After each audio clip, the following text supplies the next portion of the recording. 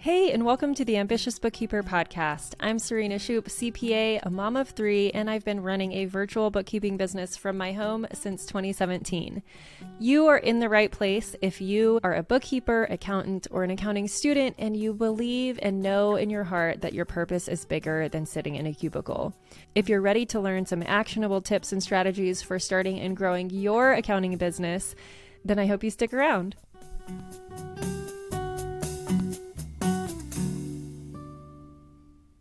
So here we are, third time trying to record this podcast. The first time we did hit record, but we were just all over the place because we hadn't really analyzed the data.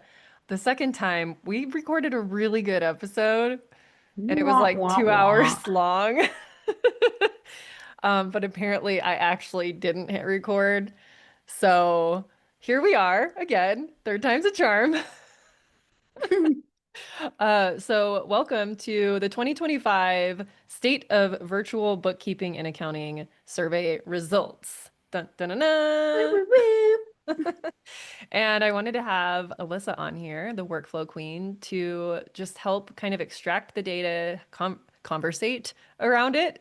Um, is that a word? Yeah. Have a conversation around the data that we found and kind of what it means for our industry, things that we should take away from it. And it's just a lot more fun to have someone else on the conversation for stuff like this to really think about things from different perspectives and angles. So welcome, Alyssa. Yeah, thank you. Sadly, we are not in person for the I third know. time's the charm for But this. maybe this is better because we were not recording on video the last time we recorded it. That's So true. Yeah, that's true. But now we are separated and we're very sad about it. Month and a half with Serena is very hard to leave. But hello, everyone. If you don't know who I am, my name is Alyssa Lang. I own Workflow Queen. I also own my own firm as well. It's called Magnetic Profits. I've been with Workflow Queen, been with it, like I don't own it. Like I've owned Workflow Queen for about 5 years. Fun fact, today when I went to go get a rental car, which because that's a whole nother story for another episode, went to go get a rental car today, and the guy was like, "Who employs you?" I was like, "Workflow Queen," and he was like, "That's a really interesting name of place that you work for." And I was like, "I own it." I'm so proud of myself to say that today. But anyways, I help bookkeepers and accountants around the world. We help them implement the right systems, the right team and offers to remove themselves from the day to day. And you're probably most likely hearing this on my podcast as well, and also at Serena's podcast as well. So we're really excited to be diving into all of the fun things. So before we dive in, what is the state of the virtual bookkeeping? What is this survey? When did you do it? Tell them all the things. yeah, first I have to say hi to Harley because I saw him walk by. Hi, Harley, I miss He you. misses you too. Harley's a dog. I got a wild hair months ago. I had been inspired by someone who did something similar for the online business industry. And I thought it would be really cool to create a survey for the small firms in the bookkeeping and accounting industry because what ends up happening is big organizations like Thomson Reuters and Intuit and all these other like really big names will do industry surveys, but they're interviewing and getting data from really big firms that just they tend to do things a lot differently than we do. And Totally. so when I've looked at those surveys, I just never felt like they mattered to me or really I didn't connect with them. So I Yeah. thought it would be really cool to do a survey from our industry. And really, I didn't really know what was going to come of it. And Mhm. I had no expectations. I just was like, I think people will be interested in this information and this data. And it was the first time I've done this. So as we go through this, there's Bear with definitely us. bear with us because there's definitely things I wish I had done differently, asked different questions, asked questions differently, offered more clarity around how to answer the questions. So rest assured, when we publish the survey next year, it will hopefully be even better. But there is still some really good data that we've gotten from this. Yeah, 100%. So before we go on, how is someone in anyone's position as they're going through this survey, as we start talking about the results? One, how do people get access to the survey results that you did do? And I think the second piece too would probably be the most important part is why does this matter? Because we both know that if you give anybody metrics or information, a lot of times reading it is one thing, but actually taking that information to make changes, like what is the whole point of this thing and what is it supposed to do for our listeners as far as how they're going to take it and implement it and make changes within their firm. Yeah. So we will link in the show notes where to go to opt into the results because we're actually going to be publishing. Today, we're just having a conversation about the results, but we're going to be publishing more in-depth Yeah, detailed way more in results depth. with, like in a digital format so that you can drill into things and see more and make better decisions. What was the next question you had? So that's going to be in the show notes. And then the other one was with this type of survey for the first time anyone's ever, like you said, most of these types of surveys are geared towards more corporate. How is someone with where they're currently standing in their firm, whatever stage they're at, able to utilize this information and what is it going to help them to achieve? And how is today's conversation going to help them really unpack that as they start to get the results themselves? Because I'm going to highly recommend, like, I know that we've done this now. This is the third time. Like now that we're doing this 3 times, I have it like ingrained, but like it's a lot of stats. So I'm going to pre-warn everybody as we go through it. There's a lot of stats, a lot of information. Me and Serena will go on little tangents to explain like what we think about this data, what we think that it's going to help you guys do. But what would someone be able to take from this conversation to start to implement within their firm with the data? Yeah. So as you'll see, like we're asking questions about people's like average monthly fee and what the makeup of the firm is and what you guys call your firm and your position. So maybe this will help you in making a lot of decisions like that, like pricing. If you don't think that you can price a certain way, well, if the results show that most people have an average price that's higher than what you're offering as a base price, then hopefully this gives you permission to change things. And I'm not saying that you have to do things the way everyone else in the industry is doing them, No. because Yeah. that's certainly not the message I'm trying to convey. But in areas where you're unsure if you're on the right track, maybe it'll give you confirmation that you are on the right track, or maybe it gives you permission to try something a little different if what you're doing isn't working. Yeah. Love that. Cool. I'm excited to dive in. Also, guys, I had nothing to do with any of this. I am purely only here because we were like, what? We were at breakfast and we were like, we should do a couple episodes while we were together when I was with Serena. And she was like, we should do the results and go through like an open discussion as if me and Serena were sitting in a coffee shop together and having conversations around like things that we want to shift in our firm and using data to make those things happen. So this just goes to show if you've been sitting by yourself in your own office, which I get it because that's usually what I am all the time. It's really important to make connections with other people in the industry so you can have these brainstorming sessions because I swear my business would not be where it's at if I didn't have my friends to be able to like bounce these things off of. Yeah. Hmm.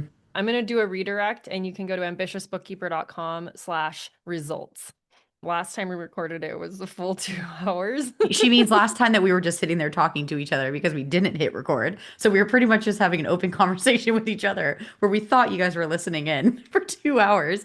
So if it becomes 2 hours, then we will split this up. But if you have any questions along the way, or you're like, I really like this, or I want to change your guys' perspective, or here's what I thought that question means, come on Instagram at ambitious bookkeeper. And then mine is at workfolk. And if you ever want to share anything, then we're always happy to like have this as an open discussion as well. Yeah, absolutely.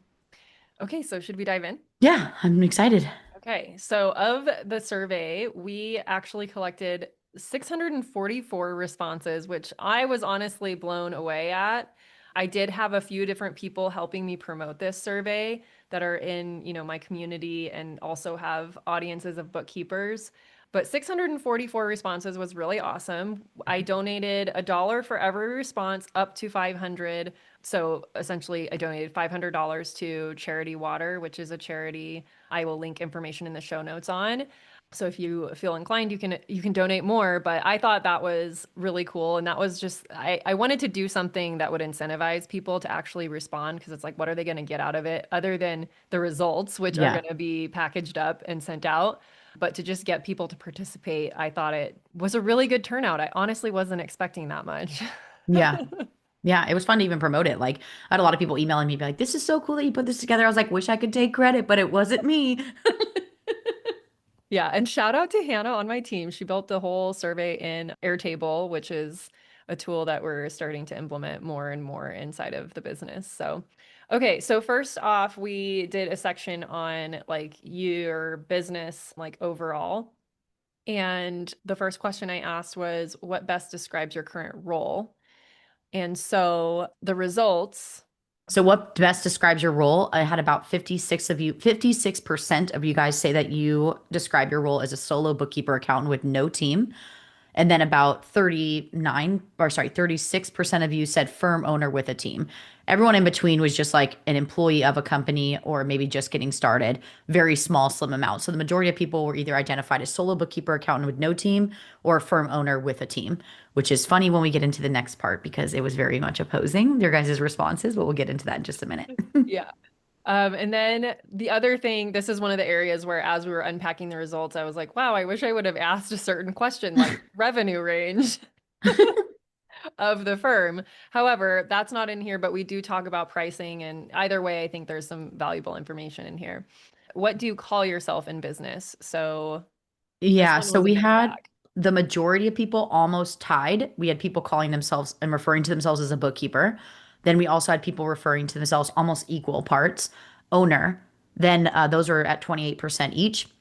Next in line was 14, or sorry, 15%. They call each other themselves accountants. Next in line was founder. Then we had CEO, and then the smaller ones was like other or CFO. And I think we talked about, I do want to kind of touch on this one because we forgot to mention that because Serena's audience, so explain your audience for everyone who's listening, whether they're on my podcast or yours, of how that could actually have changed the Yeah. stats.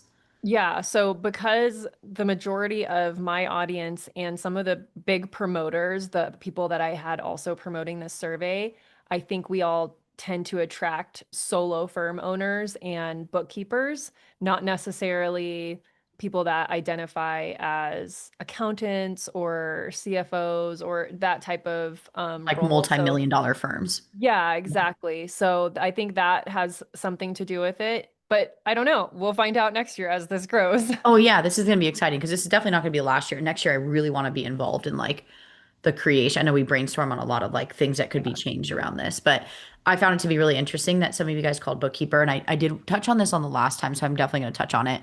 I decided to change my name to owner, like as the owner founder of my own firm, and I think it's because I just stopped wanting to be identified as a bookkeeper because I feel like it is so like undermined and underplayed as far as like my mom, my sister can do it, my cousin like it always feels like it's just my bookkeeper. It's almost like you're just their assistant. So I actually removed it from my name. So originally we were Magnetic Bookkeeping and Consulting, and now we're Magnetic Profits because I was like, you know what? I don't like the identification of it. But that's Mhm. also like my own thought I did the process. same thing because Yeah. my firm used to be called, well, I've gone through a few iterations. I used to Yeah. have the CPA designation in my firm name. That attracted the wrong, not who I was trying to work with. People were just coming Hmm. for taxes. And then I just rebranded to, of course, bookkeeping. And then now I'm, of course, financial. So same thing. Like at first it was funny. I went from like CPA to bookkeeping and then Yep. kind of came back to somewhere in the middle, and it feels a lot better for Yeah, me it just feels like personally. more balanced. So for anybody who's like needs permission while you're listening to this to like call yourself whatever makes the most sense for you. I do know that I think we talked about this as well that like when I go out into public, sometimes like trying to explain what I do and like the type of business I have, like I'm not technically in the state of California, or you said Texas and California, right? You're not allowed to call yourself an accounting firm. I'm technically not allowed to call myself an accountant because I don't have a CPA designation. But every once in a while, it's a hell of a lot easier than trying to explain a business advisory or like consulting firm because we do bookkeeping, but that's not our number one priority. It's mostly the business advisory and consulting. And so I'm not really allowed to, but sometimes I'll go out in public and I'll like introduce myself, like to make it easy. I'll just be like, I don't know, I own an accounting firm. Like, Yeah, exactly. Yeah, and that's the thing too, is it's like in different situations you might call yourself something different. So it could have been hard to answer this question because it's like, well, the way that I I'm look at here, it, it's this. Yep. yeah, the way that I look at this question is like, like, what does your email signature say or your business card? If you're Oh, saying, you know what systems I mean? unicorn. It just says unicorn, financial unicorn. Um, If that's what we're looking for here. Mine is numbers nerd in my email signature for magnetic or something like that. oh, really? You don't have like owner or anything? Nah, dog. That's hilarious. I mean, I have owner, so that's what or It CEO. What do might I now have on say mine? owner, but I know it was numbers nerd at one point where it was like I didn't really care. Like I got to a point in business where it was like this is not that serious. Like I mean, it is serious. What we're doing, guys, not to downplay anything that we're doing. It is 100% serious, but I got to a point in business where I was like I'm just here for fun. And like the right people are going to be like, that's cute. But I'm officially, if I'm like on stage, I'm going to like introduce myself as owner founder. Yeah. Hmm. Yeah. Love that. And then what do you call your business? So this is like what you call your business structure, like bookkeeping business, bookkeeping firm, accounting firm. We kind of touched on this before. Yeah. So this is 38% of you said bookkeeping business. The next in line was about 28% said bookkeeping firm. Next said 17% of you guys said accounting firm. The next in line was other. And then after that was 6% said financial services business, which I'm surprised that that's what they called it, but only like 43 people out of the 644. So biggest was bookkeeping business and bookkeeping firm. Yeah. And so the other categories, that's going to be information that we'll be putting on the report that if you Yeah. opt into, you can get. That way you can see. And then I'm going to take that information and kind of what makes sense, put them into options for next time. Yeah, I call myself an accounting firm. Like when I'm talking to people and they ask what I do, I say I own an accounting firm because like that's what people understand. And for me, I am a CPA, so it's not an issue to call myself that. But even so, like if the firm that you're working for or own like does accounting, like in a conversation, I think it's totally legit to just say that if you're Yeah. comfortable with it. Now I say like we're mostly we just call ourselves advisory firm. Yeah. And then the next question was, how long have you been offering bookkeeping or accounting services? So let's see, 30% said 3 to 5 years. Next in line at 27%, or sorry, 22% is 1 to 2 years. 16% of you said 6 to 10 years, which we were very surprised by. 15% said less than 1 year. And then 14% said 10 plus years, Yeah. which is crazy to think about. Like there's so many people here that are 10 plus years in business. And yeah, and perhaps like this is where we will splice the data further in the report to see like of the people who have been in business 10 plus year, how many of those are still solopreneurs? How Yeah. many still have a team?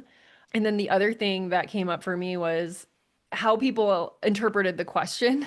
Like, are Yes. they thinking like, oh, I've been in accounting for, because I've been in the accounting industry as a whole since freaking 2007, I think. And so I'm like, Yeah. I don't even know how many years that is at this point, I like think 20 that's years almost.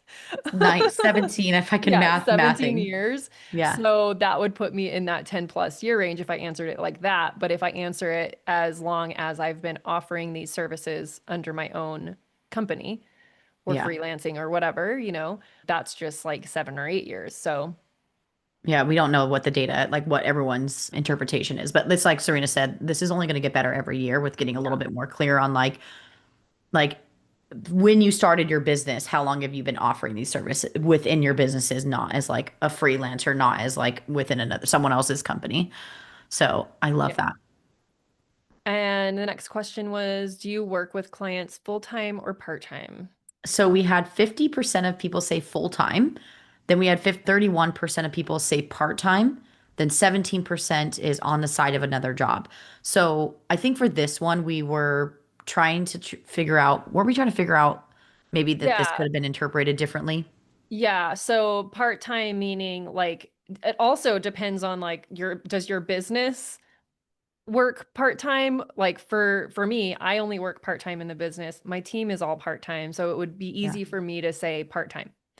But it Yeah. makes a full-time income. So it's like Yeah. there's that too. And then there's the other piece of it too is like, or are you just counting your own time, how much you're Yeah. offering the service? So again, I can offer more clarification on the next round on how to Yeah. answer these questions, but still interesting information that only half are working full-time. Yeah, which is great. I will say that because I know last time, because we thought we were recording, you were going to be able to come back and listen to the potential changes we can make. I would probably, if this were the future of the survey, ask the question around, especially at Workflow Queen, this is what we really heavily focus on, is asking the question around how much time do you spend on a weekly basis as the owner in your business? Because I'd be curious to see how many people are actually like working a lot of time in their business and then also looking at the results to say now how many of those people like working only 20 hours are technically not even having a team, but that's like but where are they at in their revenue threshold, so that way people can like really leverage like this is where you need to be at.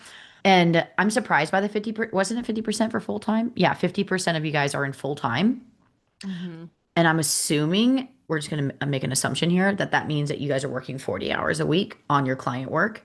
So I'm actually really curious to see how many of those people, and I know that we're going to splice this data even further when you go actually do the like more official report, but looking at how many people who are in full time and looking at how many of them actually have the team and how many of you guys are actually managing a number of clients because some or like what your struggles are. So if your struggles are systems and processes but you're working full time, you could probably cut that in half without even hiring at first to then be able to like move on to the next stage to then hire and get you out of the day to day. Because I'm sorry, I'm never working full time ever in my life ever again. I know.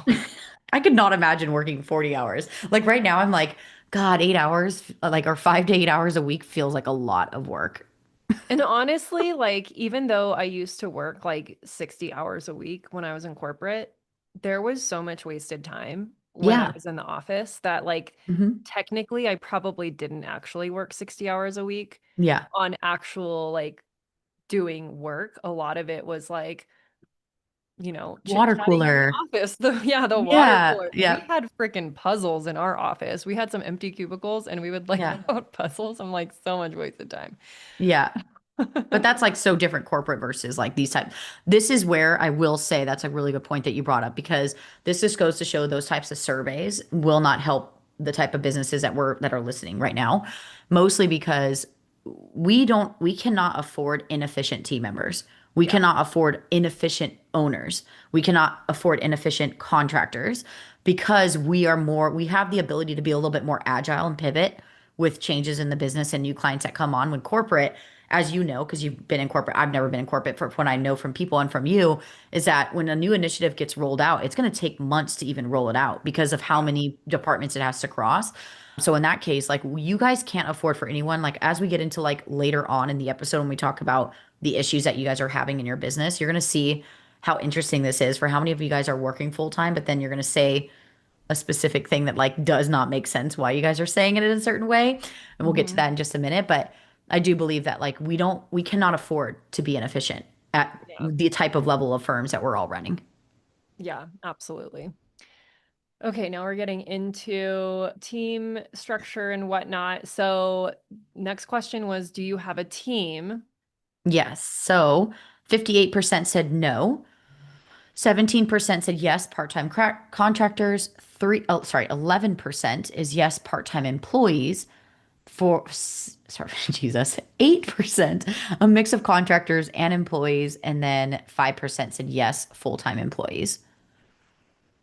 So no So, for 58% of people because you guys yeah, are like working which full time. which confirms, yeah, it's like we're seeing a lot of people that are working full Hmm. time, a lot of solo firm owners, which there's nothing wrong with. Just Totally fine. please make sure that you are following Workflow Queen and that you're setting up systems so that you have like a contingency plan. If something happens and Yeah, you're the only one touching client work, like you need to have that's risky. it is risky, and hopefully you have some processes at least written out so that someone can step in if they need to.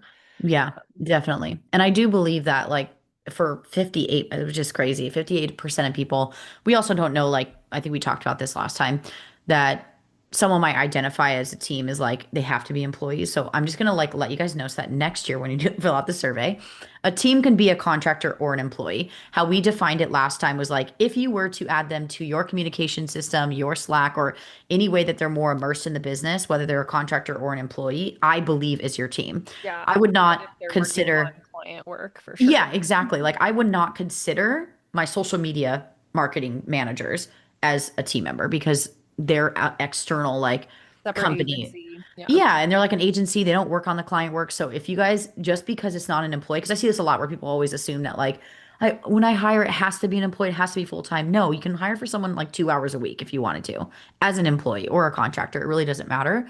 That's a designation that's required by the IRS. But yeah, 58% of you said no team at all. I genuinely think that that's okay as long as you're in alignment with that. But if you're working full time and you're exhausted, something needs to change. But we can Mhm. get into that a little bit later. Yeah.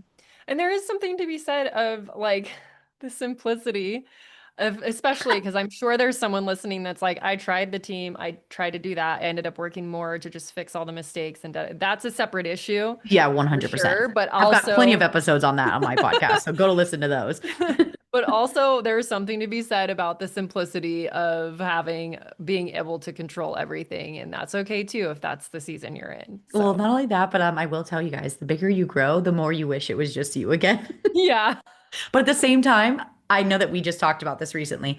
I would never give up my team. Like because I love, like right now I'm like on this crazy wild like adventure right now and I can't imagine if I had to do all this stuff without a team. I'd be like freaking. I wouldn't be able to do it. Yeah. You know what I mean? So like there are times when like I'm like, God, that payroll, it hurts. Like, Yeah. But you at the know? same time, like the team is what gives you the freedom to To do that and actually have live your life. space to create more parts of the business that give them more opportunities and give more people jobs. So like Yeah. the more space I have as a founder, the more opportunities I can create for everyone else, bonuses, new positions. Like it's only better if I am frolicking around the US.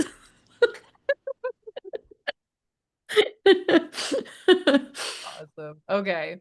Next question was, how many clients do you currently serve? Okay, so this I'm is a all little over the place. So we've got 26% at 20 plus clients. That's the highest amount of you guys are at 20 plus clients. 22% of you said 11 to 20 clients. 18% said 0 to 2 clients. Then we had 17% at 6 to 10 clients and 16% at 3 to 5. So to go back, the biggest ones were 20 plus clients. And then right after was 11 to 20.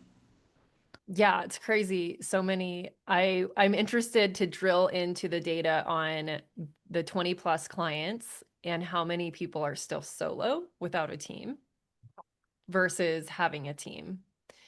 You know Yeah, what I because mean? even like that was a pick people who were saying, no team at all was already 58%. So like 58% were saying no, but then there's like 26 that are already doing 20 plus clients. Yeah. That's crazy. I know And so many people that I know that me and you have privately coached these people that are like, I've coached 100 plus clients before, and it's just the founder. And I'm like, how are you not flipping out right now? Like, I can't even do like five. And they're like, I don't have a project management system. I'm like, I literally will have nightmares for them. yeah, same. I'm like, well, we have 20 clients and I have a team. Yeah, and there's no way I would do this solo. I could have like one and I'd be like, I need a team. I know that you were big on like right from the get-go. Get-go, I not hired get-go. help when I only had 5 clients. Hmm. I So, tell your story all the time when everyone's like, well, because there's so much bad, I think, in my opinion, bad advice for like, I don't know what company it is, and I'm not even going to say their name, but they are very adamant about saying that if for every 100K, it's one employee, it's one full-time employee, and I really am going to call on all of that. I believe that like they're considering full-time employee when like you can get part-time employees or part-time contractors at literally one client if you really wanted to. It's all about your goals, your alignment, what you need, and your mhm. desires in business and the goal that you're trying to create for yourself. Yeah. And how much and your profit. Like if you Hmm. price correctly, that's doable. And it's honestly like we're off on a tangent. And I know I've talked about this on the podcast many times too, is like honestly, it's better to, if you know you want to hire in the future anyway, it's better to start early so that you get used to pricing in a way that you can cover the team as well Yes. as have the profit that you want. And you're not feeling like you're giving up the profit Yes, I to love other that point people. because that's something that we do in Breakthrough. So inside of the Breakthrough program, we have them go through their client profitability and look at like how much they're spending per client. And a lot of times they're in a really bad position where like now they have to raise their clients' rates by 35 to 50% because they've been pricing because somewhere online someone told them it's just going to be you, it's just a side hustle when like I get it. I thought it was a side hustle and here we are 3 companies later like full-blown team. Like I get that. Like I genuinely didn't think it was going to turn into what it did, but then like I really regret the way I priced. So you made a really good point there. Like price is if you were to have a team, so then when you bring so right now it's just extra bonus money for you because you're just collecting you're going to have way higher profitability. It's going to feel like you're taking, but you're really not. You're just preparing for better software, better growth, better team, better flexibility. But I can't tell you guys how many people are at the 20 plus client who cannot raise their rates because they're like, I can't raise it that much. And now I need a team. And now they're in a catch 22. And then they wonder, like, do I raise my rates or hire the team? I'm like, well, you could have just fixed it from the beginning and been able to afford the team this Yeah. whole time. So you're right. I'm glad you Exactly. brought that up.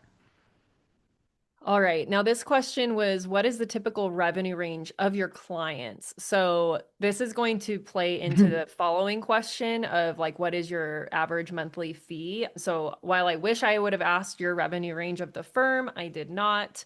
Um,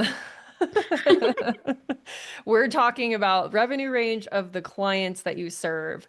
And so, yeah, it looks like the majority is under 100K. Yeah. That was a majority was under 100K, but I think that we also were thinking that this might Oh have been yeah, I interpreted. also worded the question really messed up. I Yeah. just realized that. So I wrote the typical monthly revenue range of the Hmm. clients, but then I gave options that look more like annual revenue ranges. Whoopsie. Uh, Please. So this we is don't what know if you guys happens were when you, answering this as like yourself, like thinking like this is how much money you were making annually for your own firm, or like, so we just don't know what yeah. this data is going to tell us right Yeah. about now. So this might just be data that we have to throw out, but I'm going to read it off 52%, anyway. yeah. Yeah. 52% is under 100K. 18% is 100K to 250K. Then next in line was 13% at 250K to 500K. Then 7% are 500K to 1 million. And then we had 6% at 1 million to 5, and then 5 million plus. So if this is exactly what we were thinking you guys are answering, would be the typical revenue range of clients. I think we made some really good points last time that I'd love for us to bring up again, which is all about the way that we price our clients and what we can potentially bring in from our clients is heavily going to depend on the revenue that they're bringing in. And I think it's okay to be working with micro companies and those that are under the 100K, but they're just not going to be willing to pay the same amount that someone or be ready for the type of service that we need to be offering them. I think we definitely touched on that. I think it was a really good conversation that we had around that. Yeah, because what I wanted to glean from this information is like, okay, if your clients are only making under 100K and your average monthly fee is under 300, that I mean is more in alignment, I guess, with under 100K if that's what their revenue is, but like Yeah. if you're pricing a little bit more and you're Yep. also having trouble getting clients, but most of your clients are in this revenue range, like it all is interconnected. So I always try to use like a bit like a litmus test of when I'm pricing a client. I always ask on their intake, Yeah. not their intake, but their questionnaire before I get on a call with them, Yeah. their inquiry form, what their revenue range is, because I want to get a sense of like, can they even afford my minimum price? Yeah. Because I'm not even gonna like some people will still try to pay it, but it doesn't end up long term unless Yeah. they are in growth mode and they know they're going to turn a corner. So it's risky. It is 100%. We stopped working with businesses that weren't making at least 250K. And we actually made that decision about a year and a half ago when we did our own profitability check on our own clients. And we looked at like the traits of the clients, what systems they were using, how difficult are they. And the common theme of like the favorited by like not just me, but also our bookkeeping team was anybody who was making over 250K. So then we just stopped. I think it was like, yeah, like about a year and a half ago now. And it's my favorite thing because they can most likely, there has been moments where people are under the 250K, but they're like, they have funding or they're coming in from a different position where they're like, I'm ready to invest. And you can like kind of tell that from the form, but typically we'll usually just revert them to another firm. So like, it's okay. I just wanted to kind of touch on that, that like, it's okay if you want to serve the more micro businesses. And I do think that they need to be served. I think they're very pivotal, but the majority of businesses that get even past 100K is very slim. I think we pulled the stats one time when we were talking at a different point in time where we probably were on our own little tangents in life together, where we pulled the stats to say that like a really large percent of business owners go into business never hitting their first 100K or Yeah. going beyond that. So there's a time and place, but just know that it's okay if you don't serve people at 100K or under, or that's all you want to serve. Just know Yeah. that it comes with issues of its own. Yeah, and it's like, is that in alignment with your revenue Yeah. goals? And that's something I walk through people through in my Hmm. programs so that you are pricing like and figuring out like what your capacity is, how much like bandwidth do you have to serve clients and how much money do you need to make? And then you Yeah. figure out, okay, this is what my minimum price needs to be. I cannot go below this. Yeah, It's really totally. helpful to have that baseline because especially when you have a team because you're like, okay, I know that like if we don't charge at least this, we have no chance of being profitable. None of this is going to end Or up to in my serve them. pocket. Because if Yeah. I'm not profitable, then I'm just gonna eat it all. I know Brooke will say this all day, every day. Brooke Swan, she'll say, she'll call me and be like, how do I do this? Like our price, or we'll have an open discussion around pricing our clients. She's like, but I feel bad. I always started with that. So I had to keep calling her out to be like, every time you say I feel bad, it ends up being lowering your price for someone. Yeah. And so when we start to like create things as more of like the science of it rather than the art of it, of the art of pricing, because we start to put feelings in there and then we feel bad because they're just getting started in their business, like it could only like deter you. And we could still really appreciate a business owner and respect them and still stand firm in our pricing. Yeah. Yeah. Love that. Absolutely. Okay, so this brings us to the pricing question. What is the average monthly fee of your clients or typical monthly fee you charge your clients? Typical Like, monthly fee. Okay, this is my favorite one to talk about. 40% of you said your typical monthly fees are 300 to 500. Right behind you guys at 21% was 500 to 750. 18% of you said under 300. Then 10% of you guys said 750 to 1,000. Then we have 5% of you who said your typical fee for your clients is 1,000 to 2,000. And then 4% said 2,000 plus. So I'm pretty happy about this, that the majority of people, which is the 40%, said average monthly fee is, or sorry, what is the monthly fee of your client is 300, 500. I will say this probably could have gotten worded a little bit better because I feel like one, it could have been really cool to see what people's like minimum fee requirement yeah, is. And then a separate question for what is your average client monthly fee? Because right now I don't know if people are answering that based off of like what their minimum threshold is or if that's their actual average. You know what I mean? yeah, for sure. hmm So I think, do we want to touch on this part here? Because we did have some people who were saying 21% were 500 to 750, which I think is great. Yeah, I love that the majority of people are charging more than $300 a month. Yeah, except for Like, 18% of you guys. yeah. So that 18%, I'm sure a lot of you are serving clients under 100K. So hmm maybe that is necessary, but also you But probably not. can still charge at least 300. Or I always say like you do not need to negotiate on your types of services. However, it's okay to sit down with the client and say, here's what the scope would entail at this price. If we took away X, Y, Z, this is what it would entail. So like obviously I'm not going to say you guys categorize transactions and we'll do everything else. Like that would be different. Well, you could offer that, but we just don't at my firm. But that could look like I just won't produce reports for you. We won't do a Loom video overview. And that's okay. I just don't think negotiating on the price with what service you currently have is, I think, where it's inappropriate. Yeah. Totally. And then the next question was, how do you price your services? Again, some of the answers are pretty much similar, like monthly fixed fees, tiered pricing packages could probably be combined, maybe even value-based pricing. But what this did show is that people consider their pricing to fall under these different types of umbrellas, even if Yeah. like the end is still like a monthly flat fee. Like their terminology in their Yeah. brain is like very, which is actually good for more me and you, like because of the way that Yeah. they like speak to themselves as we serve the actual industry. But we had about 50% of you say that you call what type of services that you do is monthly fixed fees. Then we've got 17%, like Serena said, it's pretty much kind of the same tiered pricing packages, 13% value-based pricing. So if you kind of put those together, I am not going to try to math right now. That's 67%, 67, 30, 70, 80%. You're like, I'm not going to try to math. I, And it's I think I did it right, but I think that's 80% of you guys are pretty much, I would just say to lump it all together, like value pricing, where you're not charging hourly, yeah. essentially. Then 12% of you guys are doing hourly fees, and then 2% are other. You're going to put that in the actual survey results. Monthly retainer is 16 of you guys, so about 2%, and then another 3% for project based. So that's 80% of you guys are doing monthly fix, which is great. But the other 12 of you, I would get it together and not do hourly if you can.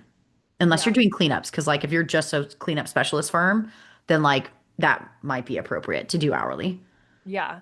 And this is one of those things too that it's going to be interesting to splice this data and see of the people that are charging hourly, are these solo? Are these Yeah. with a team? Are these 0 to 2 years in business? Like, what does that makeup look Yeah. like? Because that's honestly understandable if you're in your first couple years of business or maybe your first year, Yeah. depending on how many new clients you're signing. Like, it's understandable to charge Yeah, hourly. because you don't even know what you're No worth yet. idea. Yeah, I've done it. I did it too. I did Yeah, hourly for a really long same. time until, My first yeah, hourly rate was comical. 30. Yeah, it Was was like what was it? $30 an Yeah, hour. same. Mine was 30. That's so funny. I did not know that I about each got other. paid more than that in corporate, but for some reason, I was like, So like in your brain, yeah, I think was like, about well, it. I've never done this on my own before, so I needed to boost my own confidence, but I Totally. did at least raise my rate for every new client. So if you are charging hourly, even if you are charging hourly or not, if you are lowballing yourself, like at least increase your price on each new Yeah. Yes, I love that. Thanks for that advice. Love that for client. us. Okay, what services do you currently offer? This was like a you could select multiple options. So this is where I don't think the pie chart really works, but we I'm could gonna just go with the pie chart because I have it right in front of my face. okay. So I'll start with that. I'm not even gonna say the percentages though. I'm just gonna go in Like order yeah. of what the biggest, most important thing is that most people checked off. So it's gonna be bookkeeping. Following that is also cleanup, catch-up work, and then we have financial reporting, payroll, sales tax filing, AP, AR, other, which we don't know that as tax prep. Tax prep was only like, I will say that one, 4%. Controller management accounting was only 3%. So those are quite small. 6% of you said budgeting and forecasting, and then another 6% in advisory CFO. So the majority of people are offering bookkeeping, AP, AR, cleanup, catch up, financial reporting, payroll, and sales tax filing, which I'm really surprised by because I'm actually not surprised by like the budgeting and forecasting and the advisory, which is interesting because like your audience should be working with you and Elevate. Anyways, just to throw that out there. But I will also say like there's so many of you guys that probably don't realize that you are offering advisory, but you do not charge for it because you don't think you're doing it. I can't tell you how many times people will get on calls and they will literally be strategizing with the client and they're like, "But I'm just reviewing reports." I'm like, "It is one thing to read off a report to somebody and answer a question about that particular category than it is to start like actually saying, well, you might want to pay this person this much." Like, so I'd love like really quickly to touch on for anyone who might have not answered that correctly because they don't have the confidence that maybe they think they're not doing it. What would you say is that line between reading a report and what is actually advisory that puts someone in that category, but they might just not be charging for it? Yeah, so anytime you're like really analyzing the data and interpreting what it means for the client and their business, like looking at a report and having the client say, okay, well, what's in that number? And you're drilling down into the accounts and saying, oh, it's this software and that software. That's not advisory, even though you're kind of analyzing the Yeah. numbers. What I'm talking about is like looking at the P&L, looking at the trends, how things are trending, and kind of doing some, maybe you're doing some like forecasting or predicting of things with the client, or giving them tips on things to change. Like, for instance, if they're having cash flow problems, you're looking at the cash flow statement and saying, oh, your cash is depleting every month because of whatever. Credit That's card a bills or something. Yeah. yeah. And here's some ideas on how you can change that. Maybe charge your clients up front and maybe do a 50% deposit instead of waiting to bill them because you're having cash flow issues. Those types of Yeah. things are advisory.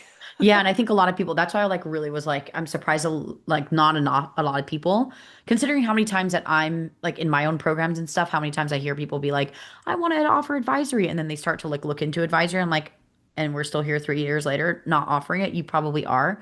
You're probably just not charging what you're worth, which if we were charging correctly would actually change the monthly fee that on average. So like next year, let's hope that the next survey, people will check off more advisory because they recognize it maybe based off even what you explained. If you don't know advisory services and you really want to get into this, one, I do think this is a certain type of skill set and a certain type of way that you need to be able to operate and think. And I do believe like you have to be a little bit confident in like at first getting the numbers down before you can start advising. But one, you guys can totally do it more than you think you can. And two, you're probably already doing it. You're probably just not charging for it because you think that it's basic information. I could tell someone about how to organize their Google Drive and they're blown away, but in my brain I'm like, how did you not know to do that? But like to them they would have paid lots of money for me to say that, right? So like if you guys want to learn advisory, I'm going to highly recommend Serena. It's like just plugging you in here. She has Thanks. a program called Elevate. I think it's great because our team actually went through it, which is awesome. So it's a really good program to be able to like understand and learn advisory. and more in like a practical way because there's so many other like offers out there around learning advisory, but they just give you either a glorified spreadsheet or glorified information, but you actually like give them like more of like breakdown, which is what I like about Elevate. Yeah. So yeah, that program is definitely designed for if you don't have the experience, like walking you through how to create a budget, conversations to have with the clients, the information you're going to need from them. Hmm. So it's like step one. And the other thing too that I wanted to say is like, yeah, I was offering all of that in my $30 an hour stuff too, and sometimes I wouldn't even charge Same. them for the I phone didn't call. know. I would charge like $100 extra on my fee, not realizing that like even though it's only an hour call, like I am giving them years of packaged information and like this brain that can like identify holes really quickly and like fill Yeah. them and like just identify this stuff that now like I guess like to go off on a little random tangent. If you were to say sitting right in front of me, like I just want to go a little bit more strategizing with reports with you, not just like producing reports, how much extra would you charge a client to like that's pretty much advisory, but not in like the fancy budgeting way. What would you charge extra on top of that fee? If we're meeting monthly for Yeah, like it, on a monthly basis and like like three or four strategizing on the hundred reports. dollars. Yeah. No budgets, no forecasting. You're just genuinely advising on the call. Yeah, How much would you charge for that? like between three and $400. Yeah. But I usually also include an annual meeting where we do create a budget. And so A like, larger thing. Yeah. yeah, so that's all kind of encompassed in that. But And yeah, it I also rolls itself over because like us, it's 250, but we don't do the annual yeah, budget prep. So like it makes sense why you would do 300 to 400 because then you're kind of recouping what you're going to do at the end of the year, which is going to take a lot of like back end work. yeah, exactly. And strategizing back and forth with the client and all that kind of stuff. And, and emails more like, hey, should I, convert this person to an employee versus contractor? What's that going to like do for me? Yeah, that's, I was just curious because I'm sure other people would like very curious about how that goes because we're the Yeah. same. Obviously, if it's a more comprehensive, like we're actually like creating spreadsheets and creating things, it could be like 1,500 a month on top of Yeah. Yeah, bookkeeping. I offer very basic advisory Same at that services level. just because I'm at a season in my life where I it's just what works for me. And Yeah. so I'm not trying to do like really complex like ad hoc services for my clients. It's strictly like if you're in the advisory CFO plan, like you are getting an annual budget, and then we meet every month, we compare budgets to actuals, and then every quarter we reforecast. So that's included too in that meeting where we'll talk about, okay, like what do we need to change for the rest of the year with what we know now? Yeah. Um, and that's it. That's pretty much it. And within those conversations, whatever comes up during that hour is kind of It's up game. to them. Yeah, Yeah. so it's like we'll go over the numbers and it sparks conversations, or Like my clients will team. come. Yeah, Hmm. exactly. My clients will come to Always the team. meeting like, I want to Yeah. hire someone, and like, what can we do now? Okay, let's pull up our budget because we didn't add that to the budget, or maybe we're hiring later than we thought we would. So Yeah. this is how it's gonna look now. So yeah, but yeah, I was offering those types of like conversations when I was charging like Hmm. $30 an hour. And Same. that's part of why like why my base fee is quote unquote high, because I know that some of that is just going to naturally happen with me. Yeah. And so if that's you too, if you're listening and you're like, I just can't help myself, but I don't want to necessarily like be upselling my clients, well, then you've just got to adjust your pricing and Yeah. account for it, just like credit card fees, just account for it. Yeah, exactly. Love that for us. Okay. Um, what accounting software do you use? Not Of going to be course, surprised there by was this. like, it was a landslide. 86% of you guys said QuickBooks Online, 9% said Zero, and then we right behind it, QuickBooks Desktop, Wave, FreshBooks. So we're not surprised by this in any capacity. Yeah. And what other tools do you use regularly? We had lots of options and you could select multiple options. So, number one, Number one was Google Workspace. Right behind that was Zoom. Then we've got other, so we just don't know what that meant. And then this one was 10% for ClickUp, Asana, Trello. We discussed this on the last time that we didn't actually record, but like definitely putting things like project management in general with like Keeper, Asana, because that technically could be lumped in. So we don't know if some of you guys were saying other because she explicitly said ClickUp, Asana, or Trello rather right. than like it was like an idea of project management. So we don't know what those are going to be. Then we had Gusto at 12% of you guys. Uh, And then 8% was Slack, Voxer, Loom, which in my opinion are wildly different things. Slack and Voxer, I believe, are the same. But I know that we discussed this last time. What was your idea of Loom? Because I think this is an interesting idea of how why you put that lumped in with Slack and Voxer. Just any type of asynchronous communication method, Okay. whether I it's don't with believe clients Loom or is. whether it's with clients or team. Oh, gotcha. Yeah, because I Yeah. don't think Loom is back and forth. Like Well, it's not they don't, they necessarily a can't. back and forth, but it's a way to disseminate information and Yeah. communicate to your team, like rather than a Slack message. You know what I mean? Yeah, I think it could have Faster. been messaging system like Slack or Voxer Yeah. or like Gmail workspaces, I think is what they call them when they're like kind of like Slack, but it's like the Yeah. workspace or Teams, I think is in Microsoft. Because in my mind, yes, we technically send videos to our clients, but like we're not expecting a two-way street on it. And then also we use it mostly for like SOPs and Yeah. like communicating like here's what I'm seeing on my screen, but not So really like communication. You know what I mean? one of the ways that like the what why I lumped that together is because like do you ever get those emails from Loom that's like you replaced this many meetings this month? Because I look at it that Mhm. way. Like if we eliminated having a face-to-face meeting by Voxer, Slack, or Loom, Yeah. then like I'm just curious like what people like it was really just a curiosity. Like are people even using these Yeah. types of tools? Because some people aren't. Totally. And we had like 7 or 8% of you guys do Relay, which is great. HubDoc Deck, so like a receipt management 6. And then all the other like additional smaller things. So like Content Snare was only 1% of you guys, which is interesting because some of the things that you guys were saying that you needed support with, I'm like, can we get better at requesting documents? But I think there was definitely a lack of like the type. Instead, it could be the types of tools Hmm. like drilling into like do you use like a project management system because I think in general a lot you'd be surprised how many like firms don't use a project management system in general, Yeah. or don't use a receipt management regardless if that's Keeper because there's now Keeper that does it too and Zenit. I don't know if Zenit does it now, but we're using HubDoc, but like HubDoc, Zext, and Keeper could be lumped into ones that might be where the other's coming from. Yeah. Okay, the next question was, are you satisfied with your current tech stack? Okay, so we've Before got you answer that, yes. I have a joke. Oh, stop it right now. Stop. I'm excited. Hold on, I gotta make sure I word it correctly because I can't remember. What do you call a factory that makes okay products? That is factory. I only know this Okay, because ChatGPT was I telling know. us. So that would be 41% of you guys are mostly satisfied with your tech stack. About 30% of you guys are satisfied with your tech stack. 20% of you guys are still figuring it out. And 9% is no, I need better solutions. Yeah. Love that. Okay. How do you currently, okay, now we're getting into like business challenges and whatnot. So, how do you Yes. currently find or attract new clients? Okay, so we've got the majority of people at 41% was word of mouth referrals. Then right next to that is local networking at 13%. Right behind that at 8% is my website SEO. Then we've got another 8% at Facebook groups. Then after that, it gets smaller. So 6% at LinkedIn, 6% at Instagram, and paid Facebook ads is 1%. Direct outreach, so like DM cold emails, is 3%. I'm not actively marketing right now, is 5%, and other. And then email marketing is at 2.5%.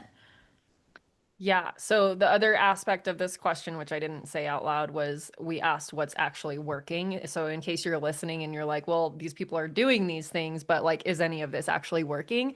The idea behind this question is that people would only answer the things that are actually working. So Yes. hopefully that's what happened. And of course, we already knew word of mouth referrals is always Yeah. going to be the top for our industry because it's such a, we need so much trust built that it just makes sense. So this is where I think the conversation can get like we're gonna go off on this one. Yeah, because we did last time. It was such a good conversation. I'm really sad that that wasn't recorded, Yeah. but I'm not going to hold that over your head anymore.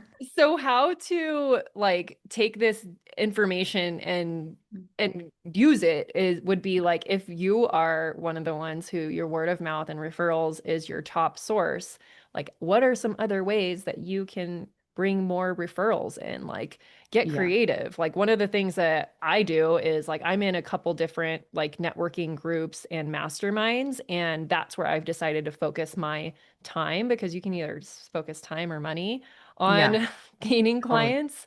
And so the idea is to build solid relationships in those groups. And they're not huge groups. And I'm an introvert. So it's like I build really solid relationships in small groups. And then like those people will refer you. They will sing your Yeah. praises if you build the trust and deliver on it. So what do you think can be taken away from this? Yeah, well, number one, I recently did a business valuation back in December of last year. And when I went through the process, I learned a lot about the types of businesses that we run and the types, like as the accounting firm side of things. And in that discussion, I actually found out that you're less likely to get a higher price tag on potentially selling your firm if you are more reliant on word of mouth referrals. So I'll start with that. But that doesn't mean that you can't have word of mouth and referrals and pour into that. It just means if you are listening right now and your plan is to one day be acquired or to one day sell and go that route, even if you don't think you will, always build your business like you are going to sell it. And I would recommend like not making that your number one priority. And the reason why that is when you go to sell your business is because it is unreliable. Because if everything's word of mouth referrals, it's usually going based off the founder themselves, and especially at our level of firm. And so I think that it's okay to leverage these types of things, but just don't always rely on it. I did want to touch on the, let's see, local networking, website SEO. I think where was it? Instagram, because we definitely had a really great conversation around this. Because a lot of people are like, how do I increase my word of mouth referrals? If this is where a lot of you guys are getting your clients, that just means let's pour some more into it, but don't make that your only place that you're getting new clients. If this were me, these are things like I know me and you know these words. Some people might not know what this means, like a campaign. So if you guys don't know, understand what a campaign is, that just means that you are taking an active amount of time to really push something in particular. So you can do a campaign for 1 week that's going out to all your current clients that's saying like, and the campaign doesn't have to be big like freaking Nike. It's just like 5 emails that you're manually sending because you probably don't have a email system that literally just nudges your clients over a week period to say, we're doing something special. We are paying out referral fees. Usually we pay out 250 per client that you send our way that signs on to work with us, but we're actually doubling our referral fee payout for 1 month, but you have to have them sign on like by X amount of time. That's what we call like a campaign. It doesn't have to be a sale or anything like that, but we don't have to be trying all these new things right now if we could just push this one singular thing. But a lot of people just, the problem is with referrals is a lot of people are just waiting for them to knock on their door. And that is where your problem lies. It's okay if you have a referral business, but you have to have a referral system in place. Yeah, the machine. The machine needs to be working. Um, but I do want to touch on the Instagram piece because I feel like me and you got like Yeah, because that's really, part of the really deep. machine. Yes, that's part of the machine because like there's a difference between sales and there's a difference between marketing. And I think everybody thinks they're two and this they're one and the same. Marketing is what you're doing to actively put yourself out there, essentially like walking up to someone. Like if you were standing right in front of me, Yeah. like me getting there, however you're pushing it, the put you put stuff you're putting on your website to walk up to AKA that person is marketing. Once you start having the conversation with the person, now you're going into sales. That's like the easiest analogy. Then we start to actually convert them into being like, you want to come to my house? Do you want to make some turkey and Want have to some come in my ice cream? van? Just Do kidding. you want to come into Yeah, my do. van? Do you want to come into my travel trailer and just hop in with me and my dog? That would be cool. That's how I accumulate people, not in that weird way, but like as friends. Accumulate people. You know, I accumulate friends like all over. Yeah. Anyways, that is the difference between sales and marketing. So when it comes to what we call the top of funnel in your marketing, is all the different avenues at which people are finding you. And so one of those avenues is Instagram. And I know we both get this question a lot. I really want to post on social media. I think I need to be there. Should I? What would you say to someone?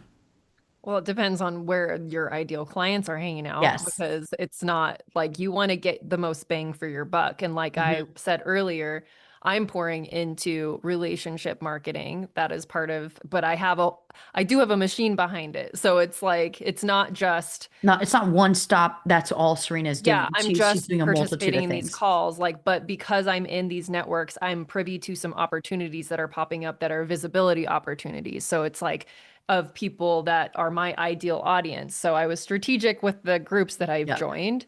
Mhm. And I also have to do more work than just showing up to those group calls. Like I'm participating in bundles and summits and things like that that are building my email list, which is part of the Yeah. machine. Yeah.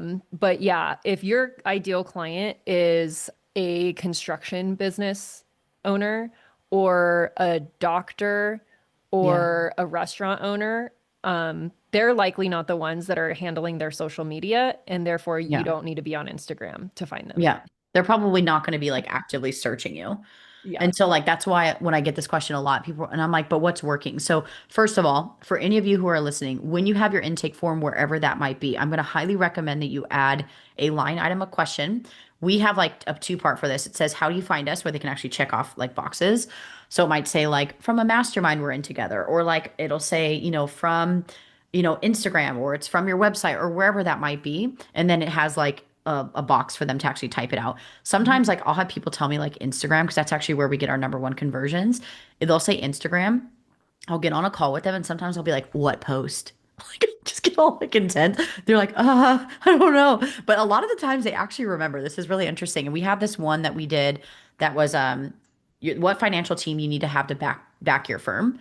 And so it said like if you are here, you might need a CFO this and this. And like it was very informational. We actually had like several clients actually land and get brought on because of that one thing. And I remember last time we talked, you were like, are you running ads to it? And I was like, no. I should. Like, but that's the thing. Like, if I didn't know that data, I wouldn't know that I actually therefore need to run ads. If I just ran ads to that one post, we'd probably gain more clients Yeah. because I got so granular in asking them, like, what post actually converted you. Sometimes I might not remember. So, highly recommend you put that in your intake form.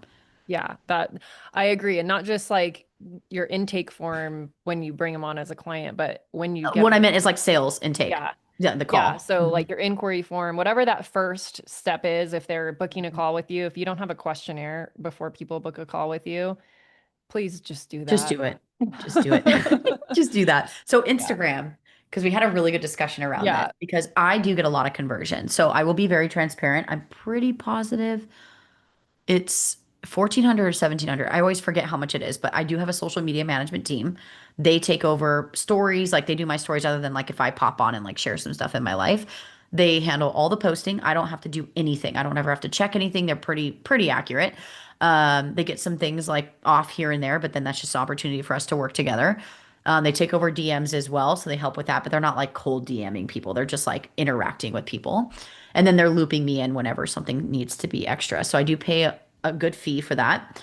However, we land a lot of clients from that. So therefore, it was worth it. But then I wanted to talk about your way of doing things, and let's go Yeah. into how you do things and why you don't push Instagram. I want you to approach it the same way you did I don't on remember. take two, but you had a hot take. You were like, I see everyone with the social Oh, accountant. yes. I was heated, guys. Okay, here's my take. Let me just be on my soapbox for a quick little minute. Um, all of y'all are doing the same crap and posting the same things. Love And you then all. and then I was like, hi, I'm one That's of them. me. Hi, I'm Serena. It was But actually a there's really a good like, discussion. yeah, Yeah, it there was a great. really good discussion came out of it, which is going to come out right now too. Yeah. So, anyways, I got a little bit like, I don't like when people are using these templated things from online. I know there's a really big company out there that does it for a lot of bookkeepers and accountants. And while I think they're great and I think they're awesome, if I'm scrolling through any bookkeepers and accountants, like I'm seeing everybody posting the same thing because they're on the same schedule with the same templates and the same thing over and over again. What happens is if you guys don't know this, it actually is Instagram is SEO searchable. When everybody's posting the same thing with the same copy, you guys are all competing against each other and no one's standing out. It's not going to put you in front of other people. And so therefore what happens is someone like me who is not using templates, who is paying someone to do this, it is unique to me. It's consistent. It's up to the standards that I want. It's in my voice. But I understand why people choose to do this. Um, but I'd love to hear your perspective of like why you chose to do it because I would seriously tell every one of my students like do not use this company because Yeah. you need to just hire it out. But I also know that not everyone can afford it. But let's Yeah, get and into then it it. also goes back to that what is your goal with the social What's media? the point of it? And Hmm. like, are first of all, if your clients aren't on Instagram, this service is not going to be transferable to LinkedIn. I already tried it. I've already gone down that path, don't even waste your time to duplicate everything over Yeah. to LinkedIn because it's a totally different platform. The algorithm's different.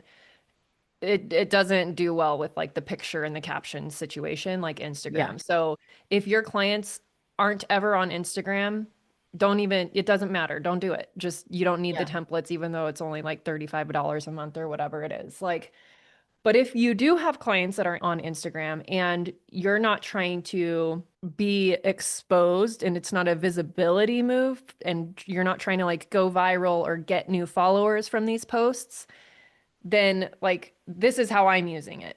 Like I said, my Instagram is part of the machine, the marketing machine, but Yeah. that's not how I'm attracting clients. Like that's not how you're trying to When convert clients them. come to, yeah, so my main goal with this was actually my main goal when I started this template service out was just to experiment. And that's how I approach a lot of things. I was like, I'm just going to see what happens. Like I don't have any attachment to gaining new clients or whatever. And also like I a lot of people approach me wanting, to like collaborate and do stuff, and I hold myself to such high integrity that I won't do a collaboration or promote someone else's stuff unless I've experienced it myself. And so I was Yeah. like, well, let me experience this and see how it works for me, and then I'll come back and then we can maybe do a collaboration. Oh, with the person we're talking about. Yeah. Okay. So that was part of the driver, but also the other piece of it was that no one on my team really had the bandwidth to be creating social media for my firm, nor did I really want to spend the money budget on it. So I Yeah. was like, let's just see what happens.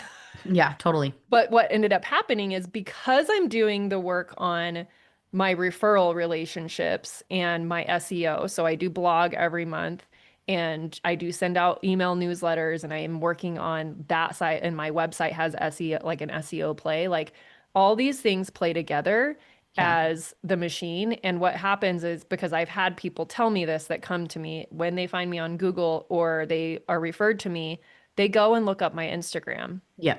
and there's a presence there and they're impressed with it because they're not seeing all the other same book they're Yeah. not seeing the other bookkeepers with all the same posts. Also, I customize them with my branding colors. I put my own pictures in them. So Yeah. to someone who's just glancing through, they're not going to know it's a Yeah. template, but I'm this isn't how I'm attracting clients. So it's like Yeah. the way I'm using it is definitely different. If I was trying to get leads, like actual people on calls and bring more people into my audience through Instagram, I wouldn't use this as the Yeah, and source. that's where our discussion was like really, really good was the fact that this goes for not just Instagram. This could be LinkedIn, this could be Facebook groups, this could be any of those ones that we had mentioned. All it is like taking a step back and saying, because when people tell me I want a presence on Instagram or I want to be on Instagram, I want to find clients, I'm like, what is your goal? Like, what do you actually want to accomplish with Instagram? If they tell me why I want to land clients, then I'm like, then I'm not going to tell you to go buy a template service. It's not going to do the job for you. Right. You need someone to actually manage it, customize it, listen to what your audience is saying, listen to what they're asking, like making it like to them where it's almost like reading their mind and Mhm. converting them. And so my goals were way different because I know that we convert really well on Instagram. So like therefore it is worth me paying 14 of 1700 for each account because I pay for them for to two separate accounts. And they manage the whole thing. And it's like, but they do convert. They start having the first initial sales conversation. They drop the link to get on the call. And all I'm doing is getting on the sales call at that point. And so it's all about no matter what platform you want to use, what do you actually want to have as a goal? Like Serena said, hers is genuinely like it's just a little landmine plotted into Yeah. her whole marketing system that captures them, but is not the thing that's going to like fully get them to work with her. That's not Yeah. her intention. So, AKA, templates are great if you just want a presence, but I don't think they're going to serve you when it comes to Yeah. actually leading. And to me, it's going to be worth 1400 if I can land two clients that pay me double that, Yeah. you know. That's also the templates are also not the only way to have a social media presence. Hmm. That like Yeah. you don't have to constantly post on Instagram to have the presence. You can pin Mhm. certain posts. You can do a 9 grid where it's just like certain things Here's about about your us. business Yep. and like there's your presence. You don't have to constantly post on it. So some food for thought on that too. And I don't think this month I didn't use the templates this last month because I was too busy to even customize them because I don't Yeah. just post them And up that's why I there. don't do that because I know that Yeah. I don't want my team to do it. Their time is well better spent. That's why it's like so. So I get it. Like I get why people choose it because it's way cheaper. But you guys can't expect to be buying these templates, hiring a VA to go in and customize it, and then expect like incredible results. Like Right. you get what you pay for, in my opinion. And so like when you pay someone who knows what they're doing, it's just like us. Like you get what you pay for with the type of bookkeeping firm you work with. Like it's the same. Yeah. So it's to each their own, but I understand that not everyone's in the budget for something bigger. But I mean, I have good results, so like it's worth the spend. You know what I mean? hmm The other thing too is like you can do a few posts, you can create a few reels, and if Mhm. you nail your messaging, you can then, like we talked about, run ads to those high performing posts, and Yeah. then it looks like you're everywhere, but you're not. Yeah, I have a friend of mine who's in a mastermind. That's how we met. Her name is Caitlin Carlson, and she owns Theory Planners, and she's awesome. Caitlin literally like runs a multi-million dollar financial, like more financial advisory type of stuff. So like retirement, stuff like that, building your long-term plan. And she does not, all she has is an Instagram. She doesn't even have posts up. She's just like, you go to her website, it's literally like one pager, not even that long. It's like one little paragraph. It's like, here's theory. But like, she's so highly sought out. And the reason why is because like her intention was not to be in all these places and was genuinely to be 100% referral. But then what she did was, then she said, now how can I get that without having all this presence? So that's what this whole conversation is about is how did she take a step back? So she said, I'm going to go work with business advisory firms. That's how I knew her, is because we're referral partners together. Business advisory firms. I'm going to work with these other types of businesses to be so solid in our referrals to them and to us that she doesn't even ever need a presence. And she's heavily sought out. And so, like, that's just something that, like, goes to show that you could build it however you want, but you just have to have a goal. If you don't have a goal and you're just expecting everything without trying to, like, make it happen, like, you're never going to get there. Yeah, that's a really good point too, because I get a lot of students that ask when they are like enrolling in my programs, like building out their business, they still work for another firm, they still Yeah. work in corporate, and they're afraid to post anything on social media because they don't want to get fired for Yeah. violating anything. And so, just so you know, like you don't have to have a social No, media presence to you be able don't. to, it's just going to take a little relationship building and Yeah. delivering solid service so people are willing to refer you. So it'll take time, yeah, but everything takes time. Even Even social media takes yeah, time. Like even yeah, even like word of mouth or direct some people were saying email and ads and even you cold know, messaging outreach, or whatever, cold outreach. Yeah, like everything. that also everything takes time. So it's a matter of like where you want to pour your energy, what lights you up. If you are really afraid to use social media, like use it in groups instead of like creating a social media presence. Yeah. Honestly, sometimes I'm like, I wish I could go back to that. For ambitious bookkeeper, that's kind of impossible to not have a social Presence, media same. presence, but when That's it's like a workflow one-on-one queen. service, it really isn't as necessary. Yeah, like workflow queen, like we Do good work. constant. Yeah, constant. Love that. Okay. Now we're getting into the final few questions, and then we'll wrap this baby up with a nice little bow. Love it. What's your biggest challenge in your business right now? So this is a question that offered a free form response. So there's a lot of responses that were similar. And so when we compile all the results, I'll kind of consolidate that information. But what was kind of the most common response? Yeah, most common response was literally getting clients.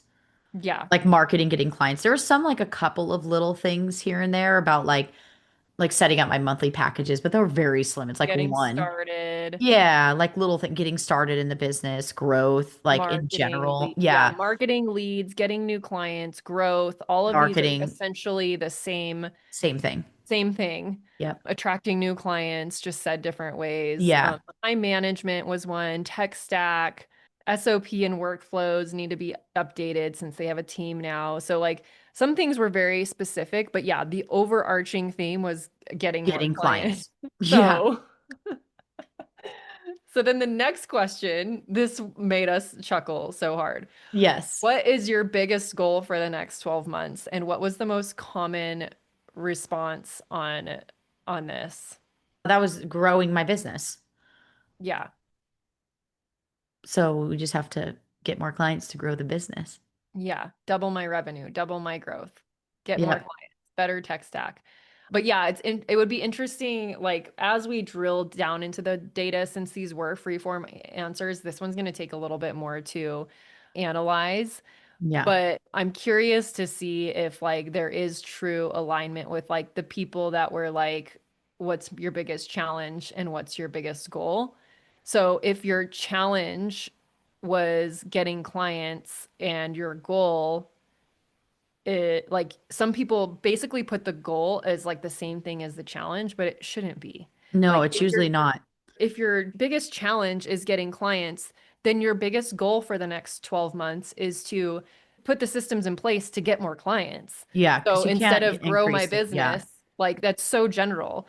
So, anyways, maybe we should do a goal setting workshop on like Yeah, we defining probably we what a did one goal for actually is. remember when we did that for Breakthrough and everybody loved it? We did it for Yeah. like 2 parts. I do want to get into the question that comes after because that is really where we're going to be like, you guys are so contradicting in everything you say. So Okay. go ahead and read it for me. What kind of content or support do you need right now? So you guys would think that 100% of you guys would say marketing, but here's what you actually said, which was very interesting. So it's like very odd to me that you guys are saying that your number one problem is marketing, but yet like you want support in other areas. So like that doesn't make sense. But anyways, we're gonna get into it. Number one at 24% was systems and workflows.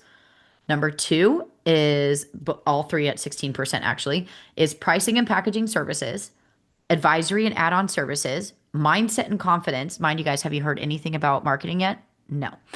Next is 10% of other, 10% of hiring and building a team. And then the next was 5% at client communication. I think maybe part of it is that I didn't give You didn't put marketing marketing. as I an forgot that you option. didn't put marketing here. So they probably As would an have checked it option. off. But Yeah. you could have said other, Yeah, you but could have. That's still, probably maybe other the was only 5%. 10%. Yeah, That was only that 10%. was 10%. So Sorry. the reason I kind of wanted to bring this part up is because everyone's saying that their biggest challenge because me and Serena, with how many times we've get on calls on people, do Q&As, do boot camps, challenges, everything in between.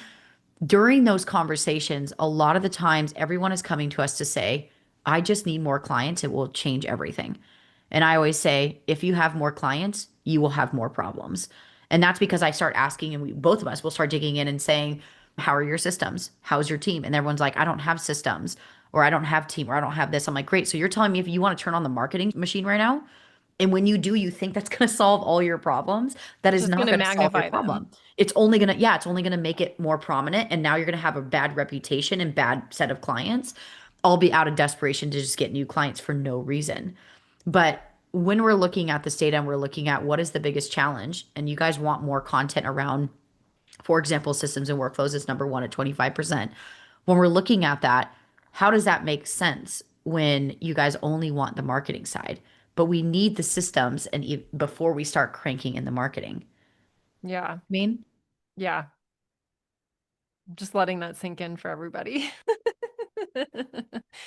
Yeah. So if you filled out this survey and you're like, oh, yeah, I was one of those people that definitely did not align those answers, it's okay. Like, totally. we're not judging because, like, sometimes, especially when it's like, oh, I just want to get this survey done and like Yeah, you just participate. start But like, checking off. this is why we wanted to have this conversation is to kind of help like people unpack like what does all this actually mean? Like if this is a big challenge in my business right now, but I'm not asking for the support or content Yeah. around that challenge, then is it because like for me, I can speak from myself only on this, but I can say like one of my biggest challenges is getting clients right now, but that's my own fault because I'm not promoting.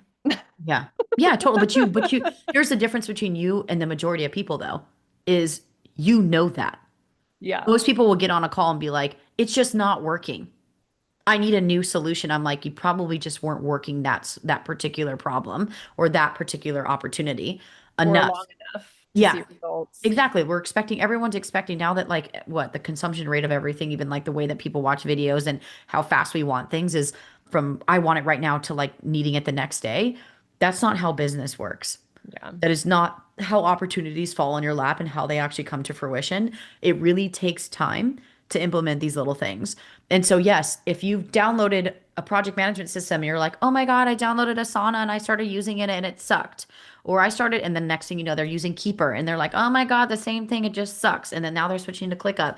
And oh my God, it's the same. It's not the software, it's you. Yeah. And meanwhile, if your biggest problem is getting new clients, why are you wasting time switching between software? That's what That's what I'm saying. It's how much like everything's so conflicting because it's like if all you need to be doing is marketing, then why are we struggling with then if you're telling me your number one problem is marketing, then that should be your only problem and that is not pricing. Then you should have your pricing solid. You should have your team solid. You should have your system solid. But that's not really the case. You know what I mean? Yeah. And Yeah. so this is not judging. I'm just very passionate about Yeah. the way people ask for things because we will give you guys the content. Well, one, it exists. You have things for advisory services. You have things for how to start your bookkeeping business. I have things for systems. I have things for team building and offers Right. Communication. and everything, like everything that you guys are asking for. But I will tell you, and this is not in any way telling you guys to come give us money because this is going to sound like it, but this is genuinely putting in my friend hat of like what I would tell anybody to have a successful business. There's a time and place when free information works for you. Then there's a pivotal point in business where you no longer can afford to use free stuff to get you to the next level. Yeah. You have You're to make just the gonna right waste your investments. time. Yeah, it could be a coach, it could be a mastermind, it could be a very particular advisor, it could be a program. It doesn't matter what it is, but there comes a time and place where you have to decide, am I willing to stay stuck in this current moment of where I'm currently at, or am I willing to put myself out there? I understand the industry is very introverted, but I'm telling you, my favorite messages are the ones that people Instagram me. They're like, how did you do that? And I'm like, I have some solutions for you. Here it is. Like, I'm happy to give it to you. You can pay whatever you need to get it done. But I'm not going to give you a whole entire setup for like for free. And if you do, it's not going to be as good, Yeah, you know? absolutely. Okay, last two pieces of information. These were optional on demographics. This is just interesting information to have. Of the survey responses that decided to share this information, 90% were women, which was no surprise to me with our audiences. The last one was what age range are you guys? Which is actually really interesting. I love seeing like people's age range. And I think this was also optional as well, right? Yeah. Okay. Yeah. So age range were our top one, what 35% is 35 to 44. Then we have 32% of you was 45 to 54. Then we've got about 13% of you at 25 to 34, and then 18% of you at 55 plus. So this is really, really interesting. That means that a majority of people are at least 35 plus. So I'd probably say around 85% of our audience, which is probably better data for us than anybody here on like knowing and understanding who's actually listening. But this is actually really interesting. So 35 plus.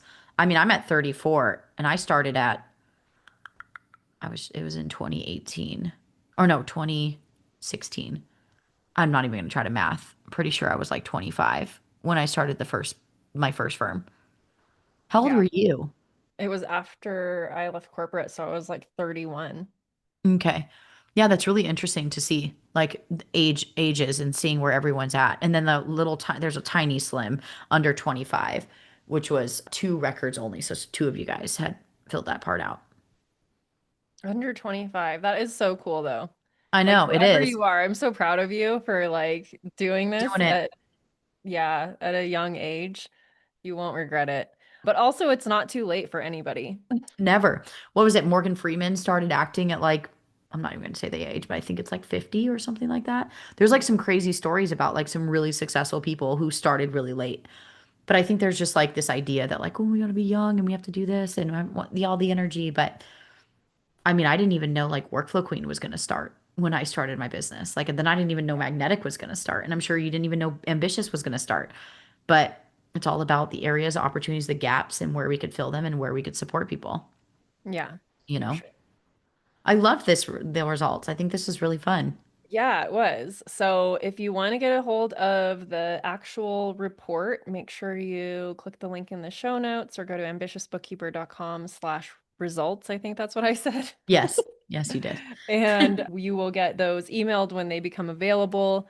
By the time you're listening to this episode, they should already be available. So you should get them right away Yeah. when you opt in. And yeah, thank you so much for listening to this really long. I don't even know how long this ended up being Me because I don't neither. know when we started, I think it but was only like an hour and a half, which is way okay. better than the Yeah, first we time. we trimmed it down for sure. Yeah, we did. We did get distracted because when we're in person, Harley was jumping on us and it was so Oh yeah. cute and we got Yeah. really distracted. I will also say that 100% download the results because this is only like barely touching the surface. And there were so many ways that me and Serena wanted to take this when we first originally did the first take, where we were like, let's start splitting the data and being like, well, of the people at this age, what were they doing? And what were people at like this like range doing here? And like the people with no team, how are they here? Yeah. And you can get really complicated really quickly, but just take action with just what you need. Just from like what we covered, I feel like you could take your business in so many different directions. Yeah. And we didn't even have to get complicated, but like you can, but don't allow yourself to get too granular. But definitely download the stats because if you do, you can sit there and like dissect it yourself and look at it and come into our communities if you're one of our students and like let's open up a discussion around. I mean, I'm always open to these types of conversations. Yeah, absolutely. All right. Thank you so much for tuning in once again, and we'll talk to you guys next week. Bye. Thank you to everyone who helps make this podcast possible. Content and interviews are produced by me, Serena Shu. Our intro and outro music is written and performed by my brother, Ian Gilliam. Editing is also by Ian using his awesome sound engineering skills along with Descript software.